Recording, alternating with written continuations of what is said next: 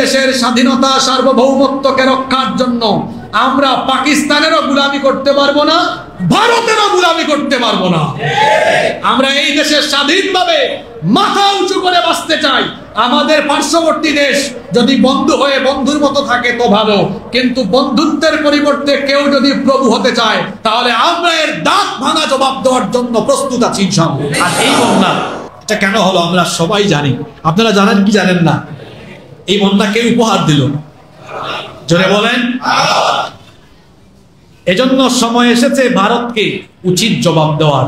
ভারত যত জায়গায় বাঁধ নির্মাণ করেছে, বাংলাদেশ সরকারের উচিত হবে সেই জায়গা থেকে 50-60 কিলোমিটার দূরত্ব মেনটেন করে বাংলাদেশের সীমান্তেও ভারতের যে উচ্চতা এর চাইতে আরো উচ্চতা বাড়িয়ে দিয়ে আরেকটা বাঁধ নির্মাণ করে।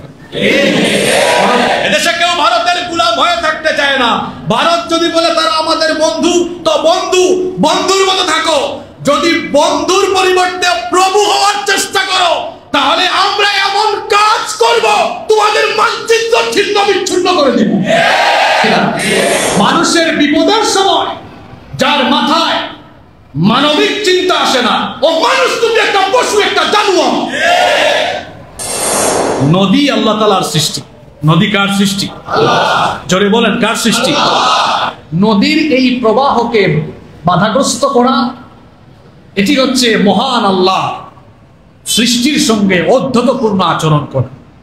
আল্লাহ তাআলা জমিনকে বড় সুন্দর করে বানিয়েছেন, এই পৃথিবীকে সুন্দর করে সুসজ্জিত করেছেন। পৃথিবীকে ভারসাম্যপূর্ণ করার জন্য আল্লাহ পাহাড় পর্বত গেড়ে দিয়েছেন জমিনের উপরে, গাছপালা উদ্ভিদকুল দিয়েছেন, সাগর নদ নদী খাল বিল সবকিছু দিয়ে পৃথিবীকে বসবাসের সুন্দর উপযোগী আল্লাহ বানিয়েছেন। আল্লাহ তাআলা যা সৃষ্টি করেছেন সেটা পৃথিবীর মানুষের উপকারের জন্য করেছেন। আপনি যদি সেটাকে মডিফাই করতে যান তাহলে বিপদ আসার সম্ভাবনা আছে না নাই? হাওর বাওর খাল বিলের নাব্যতা যখন হারিয়ে যায়, পানি প্রবাহ যখন তার নিজস্ব গতি হারিয়ে ফেলে, তখনও কিন্তু বিপর্যয় ঘটতে পারে। ভারত যে কাজটা করেছে, তারা বিভিন্ন জায়গায় বাঁধ নির্মাণ করে নদীর যে পানির প্রবাহ সেটাকে বাধাগ্রস্ত করে দিয়েছে, যার ফলে আমাদের দেশে পদ্মা, মেঘনা, যমুনার বহু জায়গায় আপনারা দেখবেন শীতকালে চর হয়ে যায়, হয় কিনা? আমরা শুধু পাই পলি, আর তারা পানি আটকায় রেখে ছেড়ে দেয় কোন সময়?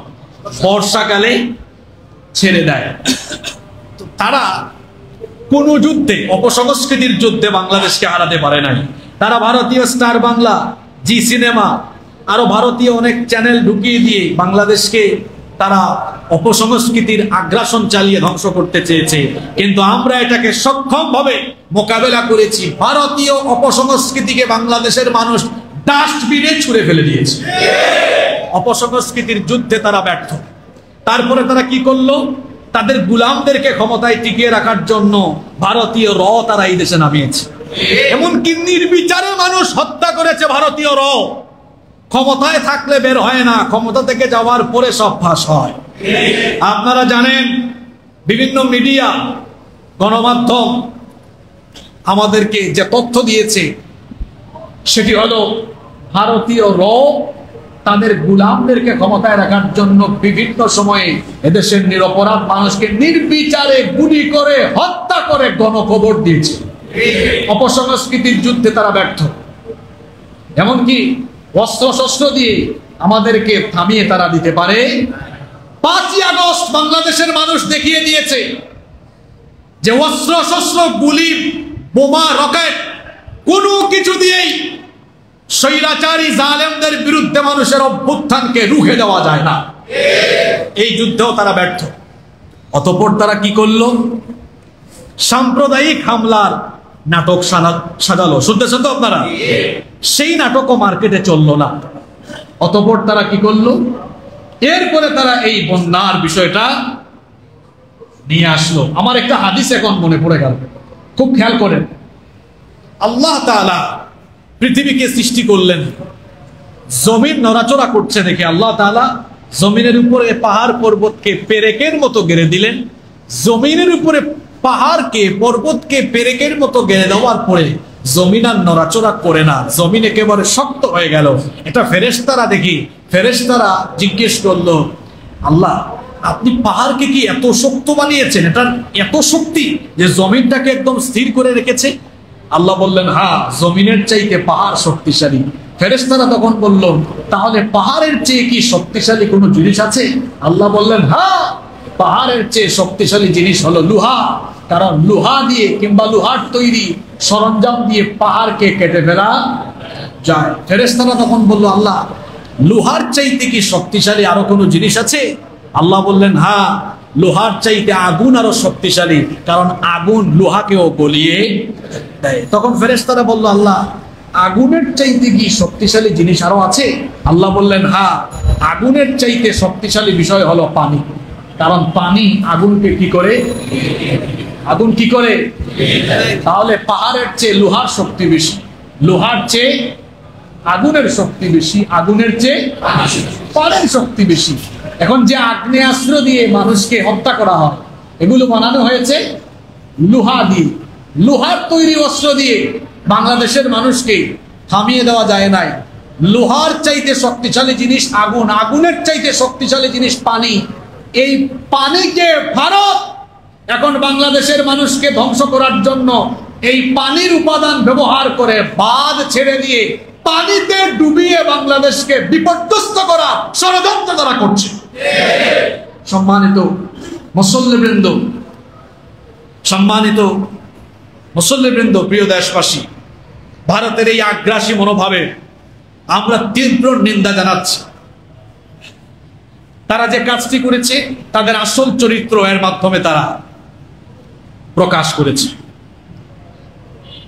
বর্তমানে বাংলাদেশে 40-45 লক্ষ মানুষ পানিবন্দী হয়ে অসহায়ের মতো মানবেত জীবনযাপন করছে। ফেনী, কুমিল্লা, নোয়াখালী, লক্ষ্মীপুর, খাগড়াছড়ি, চট্টগ্রামের বেশ কিছু এলাকা, বেশ কিছু অঞ্চল, ফটিকছড়ি, মিরসরাই, বারিয়ারহাট, এরপরে হবিগঞ্জ, মৌলভীবাজারে অনেক অঞ্চল এমন ভাবে প্লাবিত হয়েছে যে কোথাও কোথাও ভূমি থেকে 25, 30, 35 ফুট পানির উচ্চতা বেড়ে গেছে। ইন্না লিল্লাহি ওয়া ইন্না ইলাইহি। চিন্তা করছেন পানির হাইটটা কোথায়? বলা হচ্ছে গত 35-40 বছরে এইরকম ভয়াবহ বন্যা এই অঞ্চলের মানুষ দেখে নাই। নতুন প্রজন্ম তো এগুলো দেখেও নাই। 22 সালে সিলেটের বন্যার সাক্ষী আমি শুরু থেকে শেষ পর্যন্ত ছিলাম। বর্তমানে যে বন্যা হয়েছে এটা 22 সালের বন্যার চেয়ে, 22 সালের সিলেট সুনামগঞ্জের বন্যার চাইতেও আরো ভয়াবহ।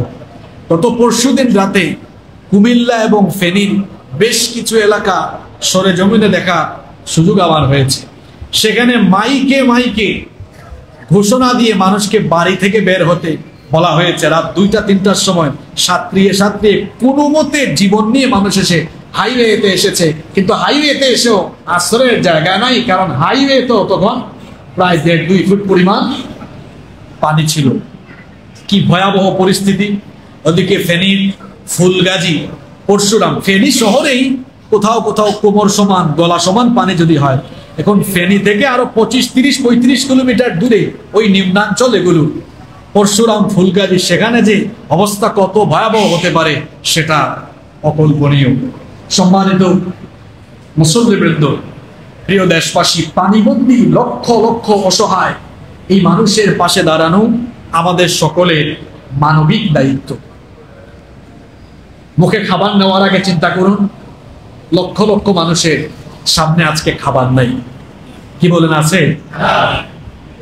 নরম তুলতুলে বিছানায় ঘুমানোর আগে চিন্তা করুন, লক্ষ লক্ষ মানুষের ঘুমানো তো দূরের কথা, ঘুমানো তো দূরের কথা, একটু আশ্রয় নিয়ে দাঁড়ানোর জায়গাটুকু আজ গৃহহীন হয়ে ঘর বাড়ি ছেড়ে দিয়ে আশ্রয় কেন্দ্র ভরপুর হয়ে গিয়েছে। বিভিন্ন জায়গায় যেখানে একটু উঁচু জায়গা সেখানে এত পরিমাণ মানুষের জমায়েত, পঙ্গপালের মতো মানুষ দিক বিদিক থেকে ছুটে আসতেছে। পানিবন্দী অসহায় এই মানুষগুলোর পাশে দাঁড়ানো আমাদের কি মানবিক দায়িত্ব নয়? আমাদের দায়িত্ব আছে কিনা? শুধু সরকার নয়, সরকার এবং জনগণ উভয়ে মিলে এই জাতীয় সংকট উত্তরণে আমাদেরকে ঐক্যবদ্ধভাবে কাজ করতে হবে। আমাদেরকে এটা ভাবলে চলবে না যে এই সংকট এটা সরকারের কাজ, সরকার উত্তরণ করুক। যে সমস্যায় আমরা পড়েছি এটি একটি জাতীয় সমস্যা, এটি একটি জাতীয় সংকট। এই জাতীয় সমস্যা, জাতীয় সংকট থেকে উত্তরণের জন্য সরকার, জনগণ এবং বিভিন্ন ধরনের প্রশাসনিক বাহিনী সকলের সম্মিলিত প্রচেষ্টায় আমরা এই অবস্থা থেকে নাজাত পেতে পারি ইনশাআল্লাহ। এই অবস্থায় আমরা কি কি করতে পারি, কিছু করণীয়, সরকার এবং জনগণ সকলের কি করণীয় সেগুলো কুরআন সুন্নাহর দৃষ্টিতে আমি আপনাদের সামনে তুলে ধরছি, কুরআন সুন্নাহ এবং বাস্তবতার ভিত্তিতে। কারণ আমার নিজের জন্ম হয়েছে বন্যা দুর্গত এলাকায়, আমি নিজে জন্মের পর থেকে বন্যা দেখে দেখে বড় হয়েছি। সুতরাং বন্যার সময়, বন্যার আগে কি প্রস্তুতি নেওয়া লাগে, বন্যা হলে কি করা লাগে, এগুলোর বাস্তব অভিজ্ঞতা আমাদের আছে। তো এজন্য কোরআন সুন্নাহ এবং বাস্তবতার নিরিখে আমাদের করণীয়গুলো আজকে আমরা তুলে ধরবো ইনশাআল্লাহ। নাম্বার 1, প্রথমত এই জাতীয় সংকটে সবরের সাথে মহান আল্লাহকে স্মরণ করুন, রবকে বেশি বেশি স্মরণ করুন এবং এই অবস্থা থেকে পানা আছে দোয়া করতে হবে যার কাছে, তিনি কে? আপনারা হয়তো ভাবছেন এত পানি যাবে কোন দিক দিয়ে, হয়তো এই বন্যা থেকে আমাদের উত্তরণ হতে অনেক সময় লাগবে। শোনেন, অসম্ভব সম্ভব যিনি মুহূর্তে করে ফেলেন তিনি কে? অসম্ভবকে মুহূর্তেই যিনি সম্ভব বানিয়ে ফেলেন তিনি হলেন আমার রব। এটার কি বন্যা! নূহ আলাইহিস সালামের সময়ে যখন মহাপ্লাবন হয়েছিল, সেই মহাপ্লাবনের এত পানিকে মুহূর্তের মধ্যেই যিনি নিঃশেষ করে দিয়ে এই জমিনকে সংকট থেকে উত্তরণ করে দিয়েছিলেন তিনি কে? নূহ আলাইহিস সালাম তার জাতির লোকদেরকে দাওয়াত দিলেন, তার জাতির লোকেরা তার সঙ্গে নাফরমানি করলো, দাওয়াতকে প্রত্যাখ্যান করলো। নূহ আলাইহিস সালাম তিনি রাগ করে কওমের জন্য বদদুয়া করলেন। তিনি তার কওমের জন্য বদদুয়া করে বললেন, রব্বি লা তাযার আলাল আরদি মিনাল কাফিরিনা দাইয়ারা। হে রব, এই কাফিরদের কাউকেই তুমি অবশিষ্ট রেখো না, এদের সন্তান সন্ততি সহ এদেরকে তুমি ধ্বংস করে দাও। আল্লাহ নূহ আলাইহিস সালামকে কিস্তি বানানোর জন্য আদেশ দিলেন। নূহ আলাইহিস সালামের সেই এলাকায় বন্যা হতো না। মানুষজন যখন দেখলো নূহ আলাইহিস সালাম কিস্তি তৈরি করছেন, তারা বলল নূহ পাগল হয়ে গিয়েছে, সে কেন কিস্তি বানায়? নূহ আলাইহিস সালাম তখন বললেন, কেন কিস্তি বানাচ্ছি কিছুদিন পরে টের পাবা। অবশেষে যখন আল্লাহর গজবের সময় চলে আসলো, আল্লাহ তাআলা নূহ আলাইহিস সালামকে আদেশ দিলেন, তুমি তোমার অনুসারীদেরকে আর প্রত্যেক প্রাণীর জোড়ায় জোড়ায় কিস্তির মধ্যে আরোহণ করাও, আর যারা কাফির এদেরকে তুমি কিস্তির মধ্যে আরোহণ করায় না। নূহ আলাইহিস সালাম তার অনুসারীদেরকে নিয়ে এবং প্রত্যেক প্রাণীর জোড়ায় জোড়ায় কিস্তির মধ্যে উঠালেন। তার ছেলে নৌকায় উঠলো না, কিস্তিতে উঠলো না। তিনি তার ছেলেকে বললেন, বাবারে যদি বাঁচতে চাও আজকে কিস্তিতে উঠো। তার ছেলে তখন বলল, আমি উঁচু কোনো টিলায় অবস্থান নিব, সেখানে আমি অবস্থান নিলে বেঁচে যাব। নূহ আলাইহিস সালাম বললেন, আজকে কোনো উঁচু টিলায় অবস্থান নিয়েও কোনো লাভ নাই। আজকে কেবলমাত্র ওই ব্যক্তি নাজাত পাবে যাকে আল্লাহ নাজাত দিতে চান। নূহ আলাইহিস সালামের ওই ছেলে কাফির ছিল, সে নৌকায় কিস্তিতে আরোহণ করলো না, সেও ধ্বংস হয়ে গেল। অবশেষে আসমান থেকে ভারী বর্ষণ নামতে থাকলো আর মাটি ফেটে মাটির নিচ থেকে পানি উঠতে লাগলো। এমন বন্যা হলো, এমন মহাপ্লাবন হলো, নূহ আলাইহিস সালামের এই অনুসারী ছাড়া আর জোড়ায় জোড়ায় যে প্রাণীগুলোকে তিনি কিস্তিতে উঠিয়েছিলেন এরা ছাড়া সবাইকে আল্লাহ এক প্লাবন দিয়ে ধ্বংস করে দিয়েছেন। আল্লাহু আকবার। শুনেন তারপরের কাহিনী। নূহ আলাইহিস সালাম তার অনুসারীদেরকে নিয়ে কিস্তিতে আছেন, কিন্তু কোথায় যাবেন? চতুর্দিকে পানি আর পানি, এত পানি, পানিতে গোটা পৃথিবী একেবারে ভরপুর হয়ে গিয়েছে। আল্লাহ তাআলা তখন বললেন, নূহ তুমি ভয় পেও না, এই অবস্থা ঘটিয়েছেন যিনি, এই অবস্থা থেকে নাজাত দিতে পারেন। শুনেন শুনেন, এত পানি হঠাৎ করে কোথায় গেল? তখন আল্লাহ তাআলা আসমানকে আদেশ দিলেন এবং জমিনকে আদেশ দিলেন, কোরআনুল কারীমের 11 নম্বর সূরা সূরা হুদের 44 নম্বর আয়াতে এসেছে, আল্লাহ তাআলা তখন বললেন, ওয়াকিলা ইয়া আরদু বলঈ মাআকি ওয়া ইয়া সামাউ আqli'i ওয়া গীতাল মাউ ওয়া কুদিয়াল আমরু ওয়াস্তাওয়াত আলাল জুদি ওয়া কিলা বু'দান লিল কওমির যালিমিন। আল্লাহ তাআলা বললেন, হে মাটি, হে জমিন, এই যে এত বিরাট বন্যা দিলাম, এত পানি, এত বিরাট লেভেলের পানি, এত উচ্চতা, জমিন এই পানিকে তুমি চুষে নাও। আল্লাহ আকাশকে বললেন, আসমান তুমি তোমার বৃষ্টিপাত বন্ধ করো, ভারী বর্ষণ বন্ধ হয়ে গেল। আল্লাহ জমিনকে বললেন, সব মাটি চুষে নিয়ে তোর ভেতরে ঢুকিয়ে নে। মাটি সব পানিকে চুষে নিল, এই বন্যা পরিস্থিতি শেষ হয়ে গেল। সুবহানাল্লাহ। যে আল্লাহ তাআলা, এখন তো 8-9 জেলায় বন্যা, আর নূহ আলাইহিস সালামের বন্যাটা কি কোনো এলাকা ভিত্তিক না, গোটা দুনিয়া? জোরে বলেন। মাটিকে পানি চুষে নিয়ে বন্যামুক্ত করার জন্য আল্লাহ মাটিকে আদেশ দিয়েছেন। সেই আল্লাহ বুঝি এখন আর নাই? সে আল্লাহ বুঝি এখন নাই? কেউ হতাশ হবেন না, ভারতীয় চক্রান্তে, ভারতীয় ষড়যন্ত্রে কেউ ভয় পাবেন না। সে আল্লাহ আমাদের সাথে আছেন। আমরা যদি তাওয়াক্কুল রাখতে পারি, আল্লাহর উপরে সবর রাখতে পারি, এই পানি দেখবেন আল্লাহর আদেশে মুহূর্তেই মাটির তলায় চলে যাবে ইনশাআল্লাহ। এই ঈমান আমাদের আছে না নাই? আল্লাহ চাইলে পারেন কি পারেন না? আল্লাহ সব পারেন। ঈমান থাকা লাগবে ঈমানের মতো। মনে রাখবেন, বিপদও মাঝে মাঝে নিয়ামত হয়ে আসে, রহমত হয়ে আসে। কারণ বিপদ প্রথমেই রবকে স্মরণ করায়। দেখবেন বিপদে পড়লে সবার আগে মানুষের মুখ দিয়ে যার নাম বের হয়, তিনি কি? তিনি কি? শুধু ডাকে আল্লাহ আল্লাহ আল্লাহ।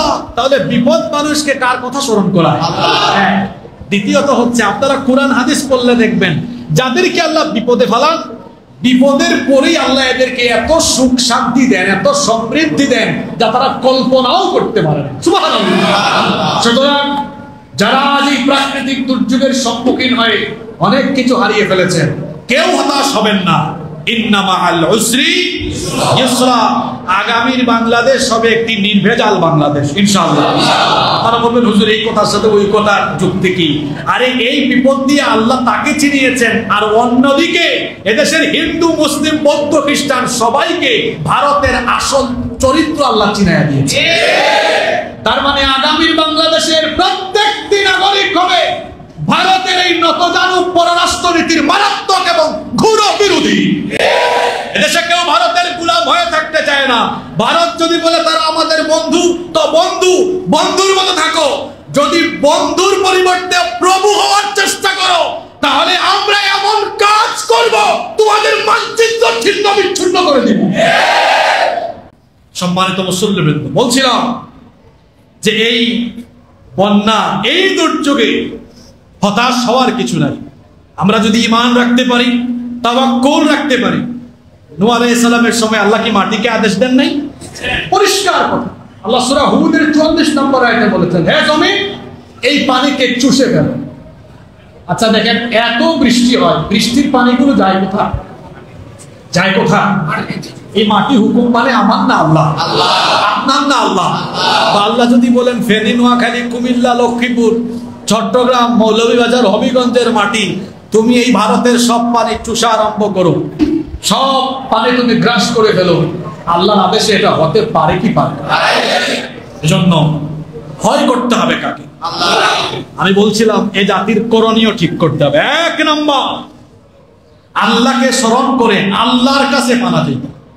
নাম্বার 2 নম্বর, বন্যা হলে আগে ত্রাণ নয়। ওই যে আমি বন্যা এলাকার ছেলে, তো জন্মই হয়েছে নদী, এই হাওরের পারে, বিলের পারে, জন্ম বন্যা দেখতে দেখতে বড় হয়েছে।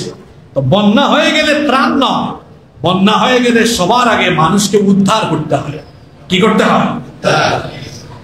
উদ্ধার করতে হয়। কারণ অকস্মাৎ যখন মানুষের ঘরে বাড়িতে পানি ঢুকে যায়, মানুষ সবার আগে যান বাঁচানোর চেষ্টা করে। সবার আগে কিসের চেষ্টা করে? এই সরকারের বয়স তো কম, আজকে হলো 23 তারিখ, তাই না? এটা কয়দিন হইল?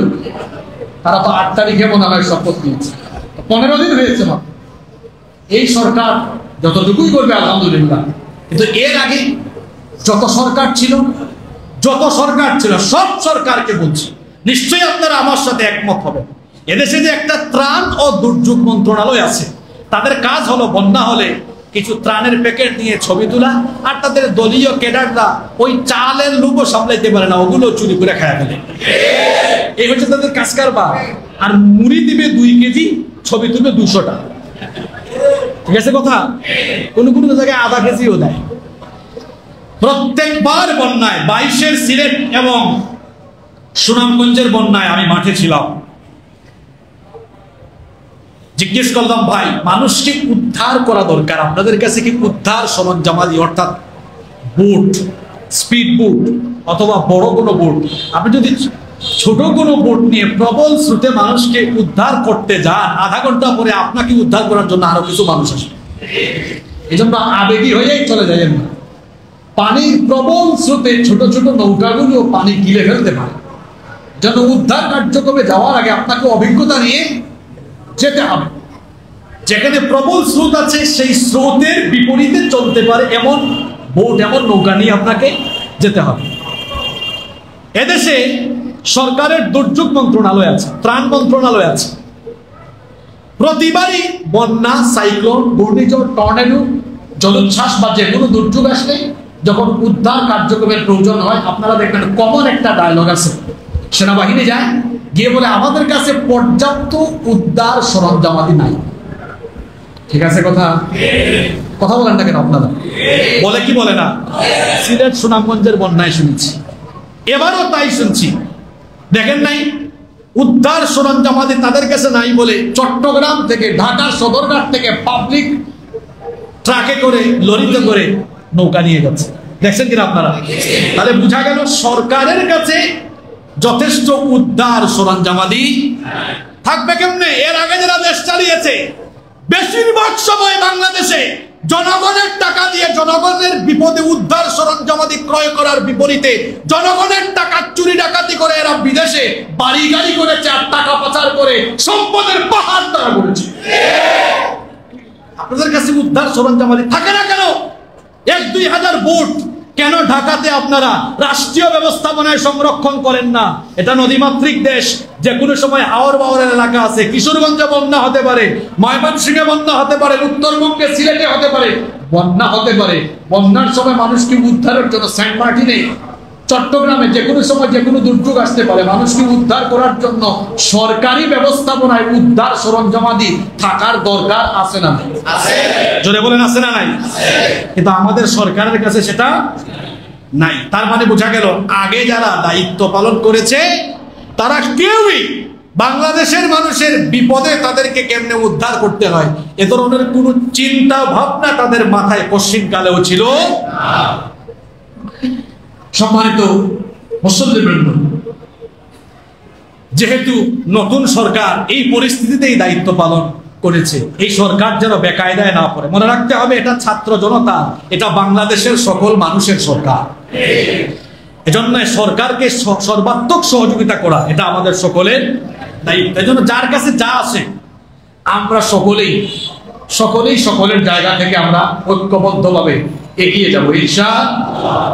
তবে বিপদের সময় কিছু ডাকাত বের হয়, এটা সিলেট সুনামগঞ্জের বন্যার সময় দেখেছি, এবারও দেখেছি। যাদের কাছে নৌকা আছে, নৌকার দাম ভাড়া তখন তারা 10 গুণ 20 গুণ হাঁকিয়ে দেয়। এমন ডাকাত আছে না নাই? এমন ডাকাত পেলে একদম গাছের সাথে উল্টা করে ঝুলাইয়া আপনাদের যা মন চায় তাই করবে।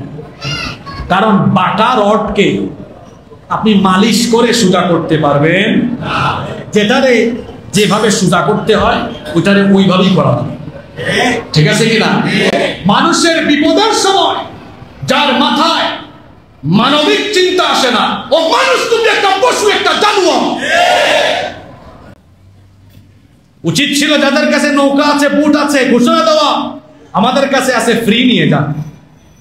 যাদের পেট্রোলের, ডিজেলের বা নৌকা ইঞ্জিন চালাইতে যে তেল লাগে, বলা উচিত ছিল এই কয়েকদিন ফ্রি দিলাম, নিয়ে যান। এটা হচ্ছে মানবিকতা, এটা মানবিকতা দৃষ্টান্ত। আসুন আমরা এই দৃষ্টান্ত স্থাপন করি। আল্লাহ সবাইকে বুঝার তৌফিক দান করুন। পাশাপাশি এই অসহায় মানুষগুলোকে সাহায্য করা আমাদের সকলের দায়িত্ব। তবে এই দুর্যোগ এসে প্রমাণ করে দিয়েছে আমরা আগামীর বাংলাদেশ একটি সুন্দর বাংলাদেশ সবাই মিলে গড়ে তুলবো ইনশাআল্লাহ। আপনারা ফেনীতে গিয়ে দেখুন, কুমিল্লায়, নোয়াখালী, লক্ষ্মীপুরে গিয়ে দেখুন, সবাই যেভাবে ঐক্যবদ্ধ হয়ে মিলেমিশে মানুষের পাশে দাঁড়িয়েছে, মনে হচ্ছে যেন আগামী দিনে আমরা আমাদের স্বপ্নের বাংলাদেশ পেয়ে যাব ইনশাআল্লাহ। আমরা এভাবে ভালো কাজে প্রতিযোগিতা করব, কারণ ভালো কাজে প্রতিযোগিতার আদেশ যিনি দিয়েছেন তিনি কে?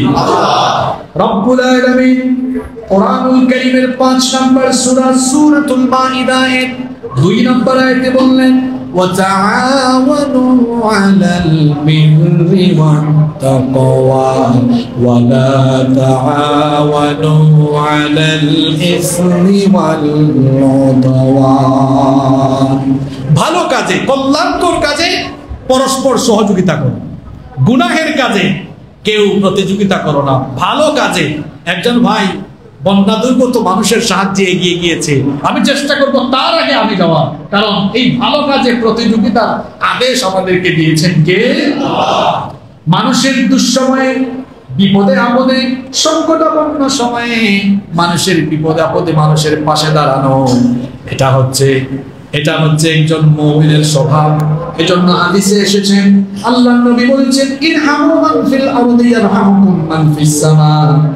তোমরা যদি জমিনের অধিবাসীদের উপর রহম করো, আসমানের অধিবাসী আল্লাহ তোমাদের উপরে রহম করবে। নবীজি আরো বলেছেন, লা ইয়ারহামুল্লাহু মান লা ইয়ারহামুন নাস। যে ব্যক্তি মানুষের উপর রহম করে না, আল্লাহ ওই ব্যক্তির উপরে রহম করেন না। আল্লাহ নবী আরো বলেছেন, ওয়াল্লাহু ফি আউনিল আবদি মা কানাল আবদু ফি আউনি আখি। কোন ব্যক্তি যতক্ষণ তার ভাইয়ের সাহায্যকারী থাকে, আল্লাহ ওই ব্যক্তির সাহায্যকারী থাকে। তাহলে আমার ভাই বিপদে পড়েছে, আমার ভাইয়েরা বোনেরা, আমার লক্ষ লক্ষ ভাই বোনেরা সংকটে পড়েছে, তাদের পাশে দাঁড়ানো এটা আমার দায়িত্ব। এটা কি আমার দায়িত্ব নয়? এজন্য আমরা সারা বাংলাদেশের 18 কোটি মানুষ, তাদের এই বিপদে আমরা তাদের পাশে দাঁড়ালে দেখবেন এই বিপদে তারা মানসিকভাবে যে যতটা ভেঙে পড়েছে, আমরা যদি সবাই মিলে তাদের পাশে দাঁড়াই, তাদের এই মানসিক কষ্ট অনেকাংশই দূর হয়ে যাবে ইনশাআল্লাহ। 2 নম্বর বললাম, উদ্ধার কার্যক্রম গতিশীল করে সবাই তাদের পাশে দাঁড়িয়ে যাওয়া। 3 নম্বর, আশ্রয় কেন্দ্রগুলো খুলে দেওয়া হয়েছে মানুষের আশ্রয়ের জন্য, কিন্তু সেটা তো পর্যাপ্ত নয়। এজন্য যে সকল এলাকা বন্যা দুর্গত, সে সকল এলাকায় কিছু বাড়ি ঘর আছে যেখানে পানি ওঠে নাই, উঁচু জায়গায় কিছু ঘর বাড়ি থাকে না, থাকে অনেকের দ্বিতল বা বহুতল ভবন থাকে। বন্যার সময়ও এমন পশু স্বভাবের মানুষ, আমি নিজেও দেখেছি, মানুষ আশ্রয় নেওয়ার জায়গা নাই, ঘরে বাড়িতে পানি, তার ঘরে মানুষ বেশি ঢুকলে পরে ঘর ময়লা হয়ে যাবে, এই মনোভাব নিয়ে নিজের দরজা, নিজের গেট তালা দিয়ে রেখেছে। এরকম অমানবিক মানুষও কিন্তু এরকম বিপদের সময় দেখা যায় না? আমরা বলবো যাদের বাড়ি ঘরে পানি উঠে নাই কিংবা দ্বিতল বহুতল ভবন আছে, দয়া করে আপনাদের ঘর বাড়িগুলো মানুষের জন্য খুলে দেন, উন্মুক্ত করে দেন, যাতে করে মানুষ সেখানে আশ্রয় নিতে পারেন। মক্কা থেকে যখন মুসলমানরা হিজরত করে মদিনায় গেল, মদিনার মুসলমানরা তাদেরকে আশ্রয় দিয়েছে না তাড়িয়ে দিয়েছে? জোরে বলেন। তা আপনিও এই স্বভাবের হন, আপনি আশ্রয় দিবেন। বিপদে পড়া মানুষগুলোকে আশ্রয় দেওয়া, এটা হলো ভালো মানুষের স্বভাব, এটা হলো মুমিনের স্বভাব। এই জন্য আল্লাহ তাআলা মদিনার আনসারদের প্রশংসা করে কোরআনে কারীমে আয়াত নাযিল করেছেন।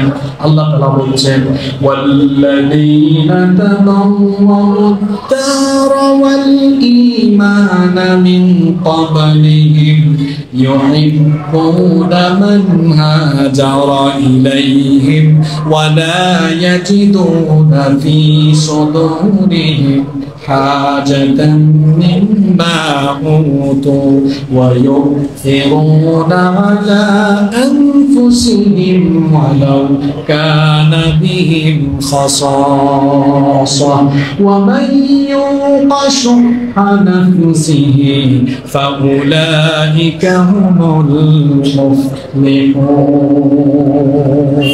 কি সুন্দর কথা শুনেন, আল্লাহ বলছেন মুহাজিররা মদিনায় আসার আগে মদিনায় যারা বসবাস করতো তাদের আনসাররা এরা ঈমান এনেছিল এবং মক্কা থেকে আসা মুহাজিরদেরকে তারা ভালোবেসে আশ্রয় দিয়েছিল। তাদের সাথে তারা কোনো রকমের হিংসা করে নাই। তাদের অভাব থাকা সত্ত্বেও তারা তাদের ভাইদেরকে অগ্রাধিকার ভিত্তিতে তাদেরকে অগ্রাধিকার দিকে আশ্রয় দিয়েছিল, খাবার দাবার তাদের সাথে শেয়ার করেছিল। সুবহানাল্লাহ, এদের প্রশংসা করেছেন কি?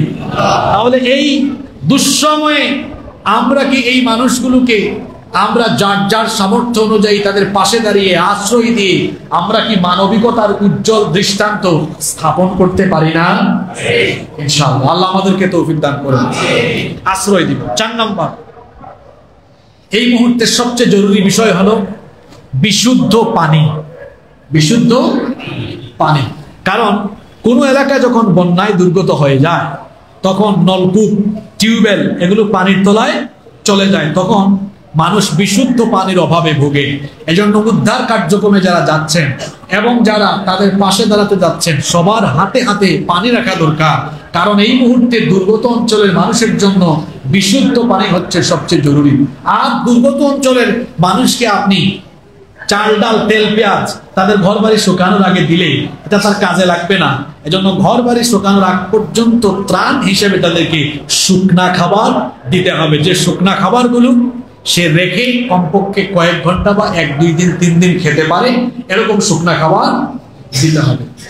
আমরা এই যে দুপুরবেলা লাঞ্চ করব, খাবারের আগে আমাদের মাথায় কি চিন্তা আসে? আমার তো মনে হয় আসে আমাদের, কারণ আমরা বাংলাদেশে একটি মানবিকতা বাংলাদেশ আমরা এখন দেখতে পাচ্ছি। এই যে আমরা সকালবেলা নাস্তা করলাম, নাস্তা তো ঢুকে না, কারণ আমাদের লক্ষ লক্ষ ভাই বোনেরা না খেয়ে পড়ে আছে। আল্লাহর নবী বলেছেন লাইসাল মুমিন, ওই ব্যক্তি মুমিন নয় আল্লাযী ইয়াশবাউ ওয়া জারুহু জাইউন ইলা জানবিহি, যে ব্যক্তি পেট ভরে খায় আর তার প্রতিবেশী অভুক্ত থাকে। প্রতিবেশীকে অভুক্ত রেখে যে পেট ভরে খায় ওই ব্যক্তি মুমিন হতে পারে।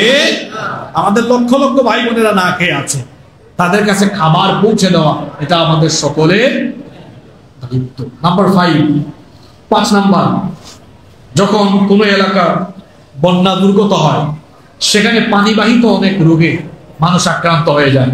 এজন্য খাবার, সেলাইন এবং প্রাইমারি মেডিসিন সেই সকল এলাকায় সরবরাহ করতে হবে। 6 নাম্বার, যারা চিকিৎসক আছেন, ডাক্তার আছেন এবং মেডিকেলে যারা পড়াশোনা করেন তারা মেডিকেল টিম গঠন করে দুর্গত অঞ্চলগুলোতে গিয়ে মানুষকে ফ্রি চিকিৎসা দিতে পারেন, এভাবে তারা তাদের পাশে দাঁড়াতে পারেন। 7 নাম্বার, কোনো এলাকায় যখন বন্যা দুর্গত হয় সেই এলাকায় বিদ্যুৎ থাকে না, বিদ্যুৎ বিচ্ছিন্ন হয়ে যায়। এজন্য বিশুদ্ধ পানি আর খাবার নিয়ে যাওয়ার পাশাপাশি ওষুধ সরবরাহ করলেও তার পাশাপাশি একটু মোমবাতি এবং দিয়াশলাই দিতে পারলে ভালো, কারণ অন্তত রাতের বেলা তারা অন্ধকারকে এর দ্বারা নির্বাপিত করতে পারবে ইনশাআল্লাহ। 8 নম্বর, সরকারের দায়িত্ব হলো দ্রুত সময়ে দুর্গত অঞ্চলগুলোতে বিদ্যুৎ সরবরাহ করা, কারণ বিদ্যুৎ না থাকলে ওই এলাকা যোগাযোগ বিচ্ছিন্ন হয়ে যায়, মানুষের ফোনে চার্জ থাকে না, খবরাখবর পাওয়া যায় না। এজন্য সরকারের উচিত বিদ্যুৎ ডিপার্টমেন্টে যারা আছেন সেই ডিপার্টমেন্টকে বলা দ্রুততার সাথে দুর্গত অঞ্চলগুলোতে বিদ্যুৎ সরবরাহের ব্যবস্থা করা। 9 নম্বর, পরিস্থিতির যখন উন্নতি ঘটবে, যখন বন্যার পানি কমতে শুরু করবে তখন রান্না করা খাবারও তাদের মধ্যে বিতরণ করা যেতে পারে। 10 নম্বর, পরিস্থিতির উন্নতি ঘটলে তখন নিত্য প্রয়োজনীয় পণ্য দিয়ে কয়েকদিন ব্যাপী ত্রাণ কার্যক্রম অব্যাহত রাখতে হবে। 11 নম্বর, বন্যা পরিস্থিতি উন্নতি হয়ে গেলে, পানি কমে গেলে যাদের ঘর বাড়ি নষ্ট হয়েছে সরকারি উদ্যোগে এবং আমরা আমাদের ব্যক্তিগত বা বিভিন্ন সামাজিক বা বিভিন্ন সাংস্কৃতিক সংগঠন থেকে আমরা চাইলে তাদের পুনর্বাসনের জন্য ব্যবস্থা করতে পারি। এবং সরকারের উচিত হবে দ্রুত সময়ের ভিত্তিতে যেসব এলাকা বন্যা দুর্গত হয়, ওই সকল এলাকার রাস্তাঘাট, ব্রিজ, কালভার্ট ভেঙে যায়, সেগুলো দ্রুত সময়ের মধ্যে মেরামত বা সংস্কার করতে হবে। 12 নম্বর, যেটা কখনোই করা হয় না, এটা সবচেয়ে গুরুত্বপূর্ণ, এই পরিস্থিতির উন্নতি হওয়ার পরে কমিটি গঠন করে বন্যার কারণ আইডেন্টিফাই করে ভবিষ্যতে বন্যা মোকাবেলায় করণীয় ঠিক করতে হবে। 22 সালে বন্যা হলো, 23 সালে সিলেটে আবার হলো, 24 সালে হলো। 24 সালে এমন অবস্থা হয়েছে, ঈদের সময় বাড়ি গিয়ে আমি নিজেই আটকা পড়ছি, 6 ঘন্টা 7 ঘন্টা আমি নিজেই আহাজারি করতে করতে নৌকা পেয়েছি। তো এই যে 22 সালে এত ভয়াবহ বন্যা হলো, হওয়ার পরেও পরবর্তী 2 বছর হলো, হয়তো ওই রকম হয় নাই কিন্তু কাছাকাছি হয়েছে। তো এই বন্যা থেকে উত্তরণের জন্য করণীয় কেন ঠিক করা হবে? আমাদের দেশের বেশিরভাগ নদ নদীগুলো ভরাট হয়ে যাচ্ছে, এই নদীগুলো ড্রেজিং হচ্ছে না। নদী খনন করতে হবে যাতে পানির প্রবাহ ঠিক থাকে। এবং নদী দখল আছে, নদী শাসন, নদীর মধ্যে অনেক অবৈধ স্থাপনা এখন গড়ে উঠেছে, ঠিক না? নদীর মধ্যে অবৈধ স্থাপনা, এরপরে নদী দখল, নদী শাসন হচ্ছে, নদী তার নাব্যতা হারিয়ে ফেলছে। তো এই বন্যা থেকে আমাদেরকে নিস্তার পেতে হবে। দেশের যতগুলো নদী আছে, হাওর আছে, খালবিল আছে, সরকারি ব্যবস্থাপনায়, সরকারি বরাদ্দে ধারাবাহিকভাবে এই নদী, হাওর, বাওর, খাল বিলকে খনন করে পানির প্রবাহকে ঠিক করে দিতে। আর এই বন্যা এটা কেন হলো আমরা সবাই জানি। আপনারা জানেন কি জানেন না? এই বন্যা কে উপহার দিল? জোরে বলেন। এজন্য সময় এসেছে ভারতকে উচিত জবাব দেওয়ার।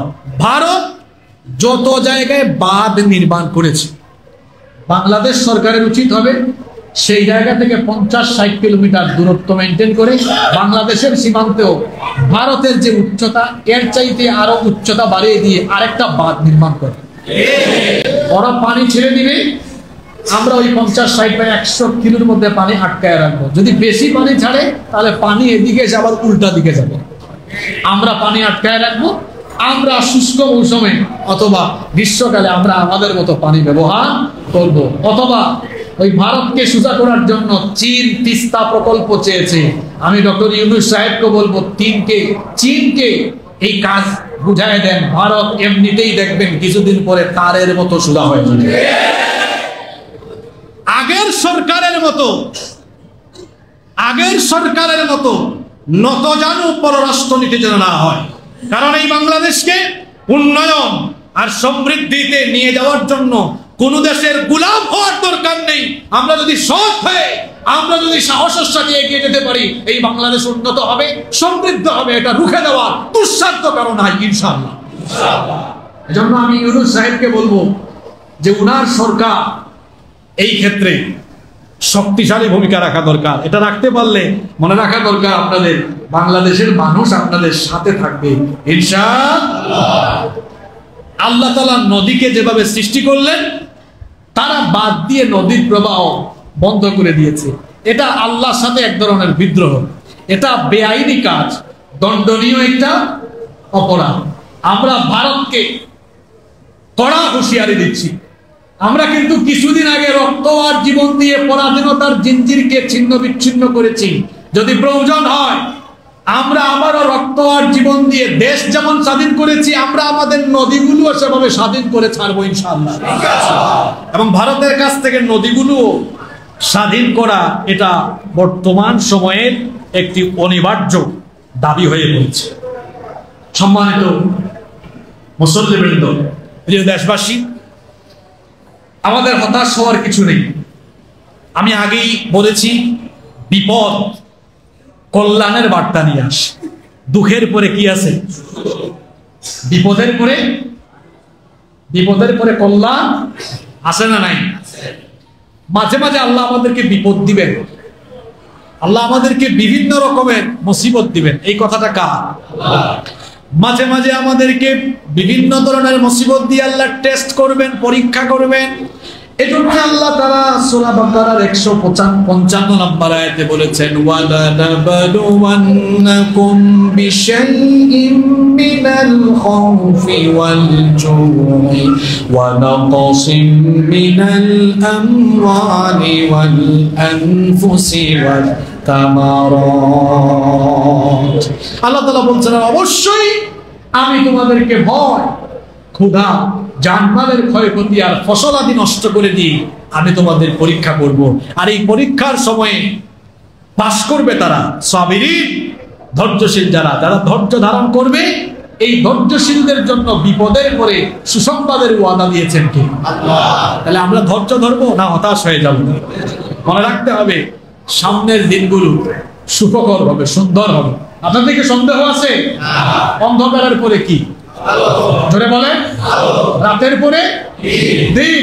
আমি আজকে বলে গেলাম, আল্লাহর কসম করে বলছি, এই বিপদে কেউ আপনারা ঘাবড়ে যাবেন না। এই বিপদ আমাদেরকে আগামী দিনে কল্যাণের বার্তা দিচ্ছে ইনশাআল্লাহ। এজন্য হতাশ হওয়ার কোনো কারণ নাই। কারণ এই ঘটনার মাধ্যমে আমরা আমাদের প্রতিবেশী দেশের আসল চরিত্র বুঝতে পেরেছি এবং তারাও কয়েকদিন পরে বেকায়দায় পড়বে। তারা যে কি বেকায়দায় পড়বে এটা তারা নিজেরাও জানে না। যে আগুন তারা লাগিয়েছে সে আগুনে পড়ে তারা নিজেরাই ভস্মীভূত হবে, জ্বলে পুড়ে ছাই হয়ে যাবে ইনশাআল্লাহ। আপনারা অনেক সময় বলেন আমরা তো চতুর্দিক থেকে ভারত দ্বারা বেষ্টিত। না, আজকেই গিয়ে মানচিত্র উল্টাবেন, দেখবেন আমাদের চেয়ে বড় বেকায়দায় ভারত আছে। কারণ তাদের 4-5টা শত্রু দ্বারা বেষ্টিত। তাদের একদিকে পাকিস্তান, তাদের বন্ধু না দুশ্মন? জোরে বলে। চীন আছে, বন্ধু না দুশ্মন? বর্তমানে নেপাল, ভুটান, শ্রীলঙ্কা, তারা কি বন্ধু না দুশ্মন? আর বাংলাদেশে তাদের গোলাম যারা ছিল এখন তারা আছে? ভারতীয় রাজাকার আছে? আমাদেরকে বলে আমরা যারা সত্য কথা বলি আমরা নাকি পাকিস্তানি রাজাকার। তো আমরা তো দেশের দুঃসময়েও সত্য কথা বলেছি, পালিয়ে আমরা কেউ পাকিস্তানে যাইনি, বরং ভারতীয়রা দুঃসময়ে ভারতীয় রাজাকার সাথে ভারতে পালিয়েছে। কারা আসল রাজাকার এটা বাংলাদেশের মানুষ খুব ভালোই জানে, ঠিক কিনা? আমরা যারা সত্য কথা বলার কারণে পাকিস্তানি রাজাকার গালি শুনেছি, আমরা কেউ কি পাকিস্তান গিয়েছি? পাকিস্তান গিয়েছি? পাকিস্তানের সাথে আমাদের কোনো সম্পর্ক আছে? নাই। আমরা এই দেশের স্বাধীনতা সার্বভৌমত্বকে রক্ষার জন্য আমরা পাকিস্তানেরও গোলামি করতে পারবো না, ভারতেরও গোলামি করতে পারবো না। আমরা এই দেশে স্বাধীনভাবে মাথা উঁচু করে বাঁচতে চাই। আমাদের পার্শ্ববর্তী দেশ যদি বন্ধু হয়ে বন্ধুর মতো থাকে তো ভালো, কিন্তু বন্ধুত্বের পরিবর্তে কেউ যদি প্রভু হতে চায় তাহলে আমরা এর দাঁত ভাঙা জবাব দেওয়ার জন্য প্রস্তুত আছি ইনশাআল্লাহ।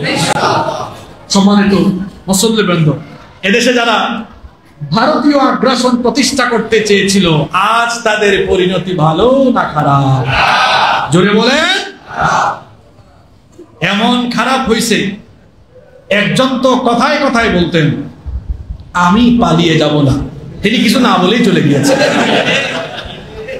এমনকি তার অনুসারীরা বলতেছে মনে হয় এখনো ঘুমের ঘরে স্বপ্নে আছি, আমরা যে নেমে গেছি এটা আমরা নিজেরাও বিশ্বাস করতে পারছি। ঠিক আছে কিনা কথা? আমি পালিয়ে যাব না, অথচ তিনি না বলেই চলে গেলেন। শুধু তাই নয়, আরেকজন বলেছিলেন বিরোধী পক্ষের আরেকজনের বাড়িতে গিয়ে উঠবেন, তিনি যে কোথায় গেলেন এটা কেউ এখনো জানে না। এবং ভারতীয় গোলাম, ভারতীয় সেবাদাসদের পরিণতি কেমন হয়েছে? হায় রে ক্ষমতা, হায় রে ক্ষমতা, থাকলে কি দশা আর গেলে যে কি। আপনাদেরকে একেবারে বাস্তব প্রমাণ দেই। ক্ষমতা থাকলে পুলিশ হাত দিয়া পা দিয়া স্যালুট মারে, আর যাওয়ার পরে পুলিশ হাত পা দুটা দিয়া মারে। ঠিক আছে কিনা? যারা পুলিশকে এতদিন কন্ট্রোল করেছে, পুলিশ এখন এদেরকে টেনে হিচড়ে আদালতে হাজির করছে। ক্ষমতার অপব্যবহারের এই শাস্তি শুরু হয়েছে। ভারতীয় গোলামদের পরিণতি এদেশে এখন ভালো না খারাপ? ভালো না খারাপ? এই পরিণতি দেখার পরেও যদি ভারত প্রেম এখনো কারো অন্তরে থাকে, তার সতর্ক হওয়া দরকার। ভারত প্রেম যাদেরই থাকবে ভবিষ্যতের বাংলাদেশে তাদের পরিণতিও একই রকমের হবে। হবে? সম্মানিত মুসলমান, বলছিলাম হায় রে ক্ষমতা থাকলে একরকম, চলে গেলে ক্ষমতায় থাকাকালীন আলেমদেরকে কত বেইজ্জত করে আদালতে উঠানো হইতো। আপনারা কি ভুলে গেছেন নাকি? আওয়াজ তো মনে হয় ভুলে গিয়েছেন। আল্লামা সাঈদীকে কিভাবে আদালতে নেওয়া হতো মনে আছে তো? মাওলানা মামুনুল হককে কিভাবে নেওয়া হতো মনে আছে তো? আল্লামা জুনাইদ বাবুনগরীর উপরে কি নির্যাতন হয়েছে ভুলে গেছেন তো? মুফতি আমির হামদার উপরে কি নির্যাতন হয়েছে মনে আছে তো? আরে বাপ রে বাপ, তারা আয়নার কারিগর। কিসের কারিগর? আপনারা আবার ভাবিয়েন না যে এমন ঘর বানিয়েছে সব দিকে শুধু আয়না আর আয়না, চেহারা দেখার জন্য। ওইটা হলো কবরের মতো একটা ঘর, সেখানে বহু মানুষকে রেখে তারা মেরে ফেলেছে। অনেকের এখনো খোঁজ খবর নাই, আবার অনেকের জীবনকে তারা দুর্বিষহ আর বিপন্ন করে গড়ে তুলেছে। আয়নার কারিগরদেরকে ধরে শাস্তি হিসাবে এদেরকেও বহুকাল অথবা আমৃত্যু এদেরকে আয়না ঘরে ঢুকে রাখা হচ্ছে। তোরা আয়না ঘরের মজা বুঝ। এরা আলেমদেরকে বেইজ্জত করে উঠিয়েছে। আজকে কি তাদের ইজ্জত আছে? জোরে বলেন। পাবলিক কি ছুড়ে? কি ছুড়ে? পচা ডিম, তাও ভালো ডিম। আর কি মারে? কি মারে? কিন্তু আলেমদেরকে যখন উঠানো হয়েছে, আশেপাশে থাকা দাঁড়িয়ে থাকা মানুষদের হৃদয় কেঁদেছে কি কাঁদে না? সারা বাংলাদেশের মানুষ তাদের জন্য দোয়া করেছে কি করে নাই? এই জালিমদের জন্য কেউ দোয়া করে? কারো ভালো লাগে? কেউ কাঁদে? এই কথাটাই আল্লাহ কোরআনে বলেছে। সূরা দুখানের 44 নম্বর আয়াতে আল্লাহ জালিমদের কথা বলছেন, ফামা বাকাত আলাইহিমুস সামাউ ওয়াল আরদু ওয়া মা কানু মুনযারিন।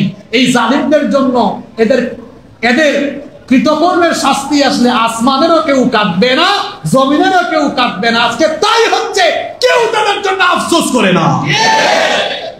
সালমানের দশা কি হয়েছে জানেন তো আপনারা? এমন নাফরমান সে, ক্লিন শিপ, একেবারে সাফা চাট। এরা আমাদেরকে বলে ধর্ম ব্যবসায়ী, অথচ তার মতো ধর্ম ব্যবসায়ী আর আছে? আমাদেরকে যারা ধর্ম ব্যবসায়ী বলে, এরা আসল ধর্ম ব্যবসায়ী। কারণ এরা নির্বাচন আসলে সিজনাল টুপি আর সিজনাল পাঞ্জাবি গায়ে দেয়। আমাদেরকে যারা ধর্ম ব্যবসায়ী বলে, তারা কিন্তু নির্বাচন আসতে পরে শাহজালাল রহমতুল্লাহ আলাইহির মাজার থেকে মাজার জিয়ারত করে নির্বাচনী প্রচার আরম্ভ করে। আসল ধর্ম ব্যবসায়ী আমরা না ওরা? জোরে বলে। কি জাতের নাফরমান, সব কেটে ফেলেছে। আমি তো প্রথমে দেখে তাহলে চিনতেও পারিনি, দুইটা একসাথে পালায় যাচ্ছে। তাও নৌকার মাঝি, আবার পালায় যাচ্ছে কিসের মাঝি হয়ে? নৌকা আর মাছের মাঝি। একটারে ধরে যখন নিয়ে যাচ্ছে, আরেকটা বলে আমারে ধরছেন, ওইটারে ছাড়েন কেন? হেরাও চিনে না ওইটাকে, কই চিনেন না, এটা তো ওইটা। আপনাদেরকে হাসানোর জন্য বলছি না, আপনি যত জুলুম করবেন এর বদলা পাবেন, ঠিক কিনা? এরপরে দুই চোরকে বাদ দিছে কেমনে দেখছেন কিনা আপনারা? তোমরা আলেমদের হাতে রশি দিয়ে আলেমদেরকে বেইজ্জত করেছো, আল্লাহ তোমাদেরকে গোটা জাতির সামনে বেইজ্জত করেছে। দুই চোরকে এমন ভাবে বাঁধা রাখছে, দেখলে মনে হয় মানুষের গরু চুরি করছে। পরিণতি এমনই, তোমরা আলেমদেরকে যেভাবে বেইজ্জত করেছো, আল্লাহ তোমাদেরকে সেভাবে গোটা জাতির সামনে আজকে বেইজ্জত করে দিয়েছে। আরেক মহিলার কি অবস্থা হয়েছে দেখছেন তো আপনারা? আদালতে উঠে শুধু কাঁদে। আর তার কুকীর্তি কেমন! ওই যে আল্লাহ কোরআনে বলেছেন, এরা সামান্য হাসুক, এরপরে এত কাঁদবে। আমরা গত 1-1.5 যুগ আপনাদেরকে ওয়াজ শুনাইছি, আপনারা মনে মনে বলতেন হুজুররা তো বলে এরা হাসুক, এক সময় কাঁদবে, বিশ্বাস হতো না। আজকে আল্লাহর কোরআনের আয়াতগুলো বাস্তবে চোখের সামনে আপনারা দেখছেন কি দেখছেন না? এরা এখন কি করে? জোরে বলে। এই কাদা শেষ নয় গো, এটা তো মাত্র শুরু। এটা মাত্র শুরু। এটা মাত্র শুরু হয়েছে। পাবলিক পচা ডিম মেরেছে। এই মহিলার কি কারবার! ভিসি নিয়োগে কয় কোটি টাকা, জোরে বলেন। আর অধ্যক্ষ প্রিন্সিপাল পদে নিয়োগের জন্য কি জাতের চুন্নি মহিলা? আপনারা চট্টগ্রামে মহিলা চরকে কি বলেন? আমাদের সিলেটে আঞ্চলিক ভাষায় বলে চুন্নি, আপনারা কি বলেন? চুন্নি। ভাই একই কথা, মাঝখানে র ফালায় দেন। কি জাতের চুন্নি মহিলা চিন্তা করেছেন আপনারা? এভাবে তারা দুর্নীতি করে করে সম্পদের পাহাড় গড়েছে। এই মহিলা শিক্ষা ব্যবস্থাকে শেষ করে দিয়েছে। বানরামি শিক্ষা ব্যবস্থা নিয়ে এসেছে, গোটা শিক্ষা ব্যবস্থাকে পরিবর্তন করে এই জাতি এই সভ্যতাকে নষ্ট করে দেওয়ার তারা ষড়যন্ত্র করেছে। আর আরেকজন আইনমন্ত্রী, আইনের চেয়ারে বসে যা করেছে সব বেআইনি করেছে। একটা কাজও কি আইনি কাজ করেছে? ভালো ভালো মানুষদেরকে বেআইনি ভাবে বিভিন্ন রকমের হেনস্থা সম্মুখীন করা হয়েছে রাষ্ট্রীয়ভাবে। ক্ষমতা ছাড়ার 4-5 দিন আগে এমন বেআইনি কাজ করেছে। এই দেশে ইসলামী রাজনীতি নিষিদ্ধ করে দেওয়া পরিকল্পনা তারা করে নিষিদ্ধ করেই দিয়েছে। আর আল্লাহ এমন সাইজ করেছে, 4-5 দিনের মাথায় আল্লাহ তাদেরকে এমন ভাবে নিষিদ্ধ করেছেন, আজকে ওই দলের নাম ঘর থেকে বের হয়ে সাহস করে উচ্চারণ করার মতো একজন মানুষ বাংলাদেশে না আছে। তোমরা এদেশে ইসলাম আর ইসলামী আন্দোলনকে বরদাস্ত করতে পারোনি, ইসলামী রাজনীতিকে নিষিদ্ধ করে দিয়েছিলে। এখন তোমরা যে কত সময়ের জন্য নিষিদ্ধ হয়েছে এটা আল্লাহই ভালো জানে। এই প্রজন্ম এই নামকে গালি হিসাবে ব্যবহার করে। ডিজিটাল নিরাপত্তা আইন মনে আছে তো আপনাদের? আরে বাপরে বাপ, ফেসবুকে কিছু লেখাও যায় না, কিছু বলাও যায় না। এই ডিজিটাল নিরাপত্তা আইন বানিয়ে বহু নিরপরাধ মানুষকে তারা বছরের পর বছর কারাগারে রেখে নির্যাতন করেছে। আপনারা কি ভুলে গিয়েছেন? আইনমন্ত্রী সব বেআইনি কাজ করে এখন সব দোষ চাপায় দিচ্ছে উনার উপরে। তারপরে আরেকজন তো পলক দেখালেন কি ঝলক। এই লোকটা এত ঝলক দেখিয়েছে, এখন সব বের হচ্ছে। ইন্টারনেট নাকি অটোমেটিক বন্ধ হয়ে যায়। তার বক্তব্য শুনলে ছোট ছোট বাচ্চারা এমন বিনোদন ভাবে যে সারাদিন হাসবে। এক এক দিন এক এক রকমের কথা। আমি 19 তারিখ জুমার খুতবায় বলেছিলাম আপনাদেরকে, আপনাদের মনে আছে কিনা? আমি বলেছিলাম যে এই সরকার ইন্টারনেট বন্ধ করে দিয়ে এদেশে গণহত্যা চালাচ্ছে। আমি যে 19 তারিখ যে কথা বলেছিলাম, সংসদ ভবনে গণখবর কি পাওয়া যায় নাই? কথাগুলো কি এমনি এমনি বলেছিলাম? আগে থেকেই আমরা সতর্ক করে রেখেছিলাম এবং যা বলেছি তাই হয়েছে। ইন্টারনেট বন্ধ করে দিয়ে এরা নির্বিচারে মানুষ হত্যা করেছে। এই পলকের ঝলক এখন দেখা যাচ্ছে। এটাও কান্দে, এটাও কি করে? আরো কান্নাকাটি মানুষ দেখবে, আরো কত শয়তান বাকি আছে, আরো কত শয়তান বাকি। আমরা বলবো কাউকেও যেন ছাড় দেওয়া না হয়। যারা যে অপরাধ করেছে বিচারের আওতায় এনে তাদেরকে শাস্তি দিতে হবে। তারা মানবতা বিরোধী অপরাধের বিচার করেছে, অথচ তারা গত 15 বছর যা করেছে, বিডিআর বিদ্রোহ, 13 সালে শাপলা চত্বরের উপর নির্বিচারে হত্যাযজ্ঞ, তারপরে 18 সালে কুটা আন্দোলনকারীদের উপরে, সড়ক আন্দোলনকারীদের উপরে নির্বিচারে হত্যাযজ্ঞ, 24 জুলাইয়ের আন্দোলনে নির্বিচারে হত্যাযজ্ঞ চালিয়ে এরা মানবতা বিরোধী অপরাধ করেছে। ট্রাইব্যুনাল আগেরটাই থাকবে, বিচার নতুন করে শুরু হবে। সম্মানিত মুসল্লিবৃন্দ, আমরা সরকার এবং গোয়েন্দা বাহিনীকে বলবো, অচিরেই বহু আলেমদেরকে নিপীড়নকারী ভাতের হোটেলের মালিক হারুন আর বিপ্লবকে খুঁজে বের করে দেওয়া হবে। এরপরে আরো কয়েকটা শয়তান আছে না, এর আগে যারা দায়িত্ব পালন করেছে, আমি সব কয়টারই নাম জানি, সবগুলাকে ধরতে হবে। এমনকি স্বরাষ্ট্রমন্ত্রী হিসাবে যিনি দীর্ঘদিন দায়িত্ব পালন করে আইন প্রয়োগকারী সংস্থাকে গণহত্যার আদেশ দিয়েছেন, তাকে, তার বিচার তো আমি বলি, সে যে অপরাধ করেছে এটার জন্য একবার ফাঁসি দিলে কম হবে, হাজার হাজার বার তারা ফাঁসি দেওয়া দরকার। তাকে ফাঁসি দিয়ে তার লাশ আবার ফাঁসি দেওয়া দরকার। এরপরেও সে যে অপরাধ করেছে, এই অপরাধের শাস্তি বারবার ফাঁসি দিলেও কম হয়ে। এই চট্টগ্রামের আর এক লোক আছে, রামকৃষ্ণ মিশনে গিয়ে পড়াশোনা করা, হরে কৃষ্ণ হরে রাম বলে। চেনেন তো আপনারা? আলেমদের ঘাড় মটকাই দিবে। এখন তোরে পাবলিক পায় না, পাইলে যে তোরে কেমনে মটকাবে তুই সেটা বুঝতেও পারবি না। কোথায় গিয়েছি, কেউ তাদেরকে পায় না। সম্মানিত মুসল্লিবৃন্দ, বলছিলাম ক্ষমতা এটা এমন জিনিস, থাকলে একরকম, চলে গেলে।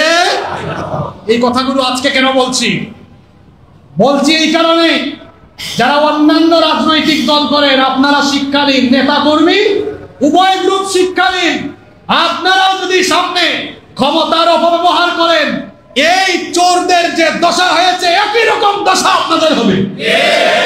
আর যারা অনুসারী আছে, কর্মী বাহিনী ভাইরা, আপনাদেরকে বলবো আবেগ কন্ট্রোল করে। তার শুভেচ্ছা আরেকজন জানায়, বুঝতেছেন তো আপনারা? পাহাড়তলী ওয়ার্ডের, বারোকাটার ওয়ার্ডের অমুক ভাইয়ের পক্ষ থেকে শুভেচ্ছা, সৌজন্যে অমুক। তোমার চামচামি করতে কে বলছে? তার শুভেচ্ছা তুমি জানাও কেন? জায়গায় জায়গায় ব্যানার, ফেস্টুন। 5 তারিখ বাংলাদেশ পরিষ্কার হয়ে গিয়েছে। আমরা এরকম পরিষ্কার বাংলাদেশ দেখতে চাই। যারা অন্যান্য দল করেন, আমি নাম নিয়ে বলছি, বিএনপি, জামাত, চরমুনাই, হেফাজত, বামদল, রামদল, যত দল বাংলাদেশে আছে, ব্যানার ফেস্টুনের চামচামি এই রাজনীতি বাংলাদেশে আপনারা বন্ধ করুন। রাস্তাঘাটের কি অবস্থা, এদিকে ব্যানার ওইদিকে ব্যানার। সকল দলকে বলছি, আমরা এরকম অপরিচ্ছন্ন নোংরা বাংলাদেশ দেখতে চাই না। একজনের শুভেচ্ছা আরেকজন জানায়। আমরা এই বাংলাদেশকে পরিষ্কার পরিচ্ছন্ন দেখতে চাই। আপনারা চান তো? কি বুঝতেন অন্যান্য দলের ভাইরা? হুজুররা আগে যেরকম ভারতীয় গোলামের বিরুদ্ধে বলেছে, আপনিও লাইনচ্যুত হয়ে গেলে আপনার বিরুদ্ধেও অন্যায়। আমি বহুবার এই মসজিদে খুতবায় বলেছি, সত্যকে সত্য বলা শিখুন, মিথ্যাকে মিথ্যা বলা শিখুন। যেটা ভালো সেটা ভালো, যেটা খারাপ সেটা খারাপ। তো আমি বলছিলাম নেতা কর্মীরাও এগুলা থেকে শিক্ষা নেন। সর্বশেষ যে পয়েন্ট আমরা বলতে চাই, আমরা আগামী জুমা থেকে আমাদের ধারাবাহিক আলোচনায় ফিরে যাব ইনশাআল্লাহ। এর আগে আমি আজকে যে পয়েন্টটি বলতে চাই, আমরা এমন একটি বাংলাদেশ এখন পেয়েছি, এখন এই বাংলাদেশের একেবারে টপ টু বটম, আগাগোড়া সবটাকেই আগে সংস্কার করা দরকার।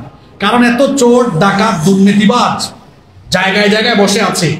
এই জায়গাগুলো পরিষ্কার না করলে বাংলাদেশকে উন্নয়ন এবং সমৃদ্ধির জায়গায় নিয়ে যাওয়া সম্ভব। আমরা কেমন বাংলাদেশ চাই? আমরা একটি পরিষ্কার পরিচ্ছন্ন বাংলাদেশ চাই। আমরা এমন বাংলাদেশ চাই যে বাংলাদেশে কোনো অনিয়ম থাকবে না, যে বাংলাদেশে কোনো ঘুষ থাকবে না, যে বাংলাদেশে কোনো দুর্নীতি থাকবে না, যে বাংলাদেশে কোনো বৈষম্য থাকবে না, যে বাংলাদেশে কারো উপরে অবিচার হবে না। আমরা এমন বাংলাদেশ চাই যে বাংলাদেশে মানুষের জানমালের নিরাপত্তা থাকবে। আমরা এমন বাংলাদেশ চাই যে বাংলাদেশে এমন মানুষ বাংলাদেশ পরিচালনা করবে যারা জনগণের সম্পদ, রাষ্ট্রের সম্পদ চুরি করে বিদেশে বাড়ি গাড়ি করবে না, সম্পদের পাহাড় করবে না। বরং আমরা এমন বাংলাদেশ চাই যেই বাংলাদেশের নেতৃত্ব হবে সৎ, আমানতদার এবং আল্লাহ ভীরু, যারা চুরি ডাকাতির বিপরীতে জনগণের জন্য সর্বস্ব বিলিয়ে দিয়ে এই দেশকে একটি উন্নত এবং সমৃদ্ধশালী বাংলাদেশ হিসেবে গড়ে তুলবে। এমন নেতৃত্ব আমরা চাই কি চাই না? তো চান যেহেতু, শেষ কথা শোনেন,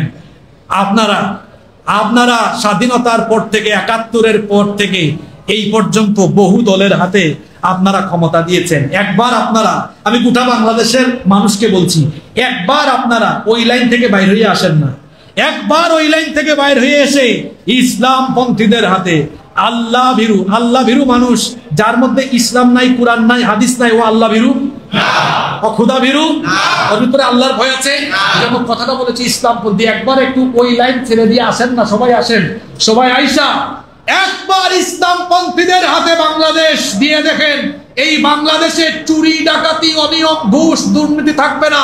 আপনাদের স্বপ্নের কাঙ্ক্ষিত বাংলাদেশ আপনারা উপহার পাবেন ইনশাআল্লাহ।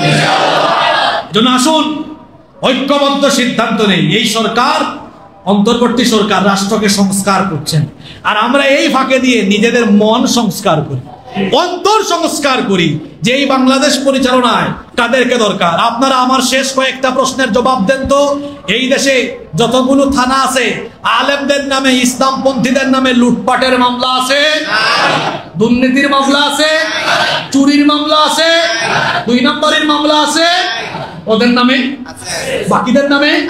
তাহলে আপনারা কি বুঝেন না কাদের হাতে বাংলাদেশ নিরাপদ? আপনারা সরেজমিনে দেখুন, তৎদিন অনেক আলেম ওলামা ইসলামপন্থী দলের লোকেরা ইউনিয়ন পরিষদের চেয়ারম্যান, উপজেলা পরিষদের চেয়ারম্যান, পৌরসভা, সিটি কর্পোরেশনের কাউন্সিলর, মেয়র হয়েছেন, পার্লামেন্টে গিয়েছেন, অতীতে অনেকে মন্ত্রণালয়ে দায়িত্ব পালন করেছেন। 1 টাকার দুর্নীতির প্রমাণ তাদের বিরুদ্ধে কেউ আজ পর্যন্ত দিতে পারে না। তাহলে বোঝা গেল এদেশে ইসলামপন্থীদের হাতে এই দেশটা যেমন নিরাপদ, ঠিক তেমনি আমাদের অমুসলিম ভাই বোনদেরকে বলবো, আপনারা এদেশের সংখ্যালঘু নন, আপনাদেরকে আমরা অন্য পরিচয় করিয়ে দিচ্ছি, আরো বড় করে আপনাদের পরিচয় দিচ্ছি। আপনারা নিজেদেরকে সংখ্যালঘু বলবেন না, আপনারা নিজেদেরকে বলবেন আমরা বাংলাদেশের নাগরিক। এদেশের ইসলামপন্থীদের হাতে আপনারা কত নিরাপদ দেখুন। 5 তারিখের পরে আপনাদের মন্দির, আপনাদের উপাসনালয়, মাদ্রাসার ছেলেরা পাহারা দিচ্ছে। সুতরাং আপনারা বুঝার চেষ্টা করুন, ওরা যারা আছে ওরা সব সময় মতলববাজি করে ক্ষমতার স্বার্থে মাঝে মাঝে আপনাদের উপাসনালয়ে আগুন ধরায়, মাঝে মাঝে এসে আগুন নিভায়। আর আমরা যারা দ্বীনকে লালন করি, আমরা এই বিশ্বাস রাখি অন্য কোনো ধর্মকে গালি দেওয়া, আঘাত করা, তাদের উপরে নির্বিচারে হামলা করা, সাম্প্রদায়িক দাঙ্গা হাঙ্গামা লাগিয়ে দেওয়া, কিংবা অন্য ধর্মের উপাসনালয়ে আঘাত করা, এটা আমরা এমন চিন্তা চেতনায় বিশ্বাস করি না। কারণ এটা আমাদেরকে আল্লাহ নিষেধ করেছেন, রাসূল নিষেধ করেছেন। আমরা হচ্ছি পরধর্ম সহিষ্ণু জাতি। সুতরাং আজকের বক্তব্যের শেষে আমি যেই কথাটি বলতে চাই সেটি হচ্ছে, হিন্দু, খ্রিস্টান, বৌদ্ধ, মুসলিম সহ এদেশের সকল ধরনা, সকল বর্ণের, সকল ধর্মের, সকল মতের সকল মানুষকে বলবো, আপনারা 52-53 বছর ধরে বহুজনের হাতে দিয়ে বহু কিছু দেখেছেন। একবার আপনারা এই ইউনূস সাহেবের সরকার রাষ্ট্র সংস্কার করুক, আর আপনারা যে সময়টুকু পাবেন হৃদয় সংস্কার করেন, অন্তর সংস্কার করেন, অন্তর সংস্কার করে মাথাটা ফ্রেশ করে এই আমানতদার ক্ষুধাভীরু মানুষদের হাতে এদেশের নেতৃত্ব দিয়ে দেখেন, বাংলাদেশ পাল্টে যাবে ইনশাআল্লাহ, পাল্টে যাবে ইনশাআল্লাহ। আল্লাহ এই কথাগুলো বুঝার তৌফিক আমাদেরকে দান করুন। আদামা ইনদি ওয়াল ইলমু ইনদাল্লাহ। সম্মানিত মুসলিম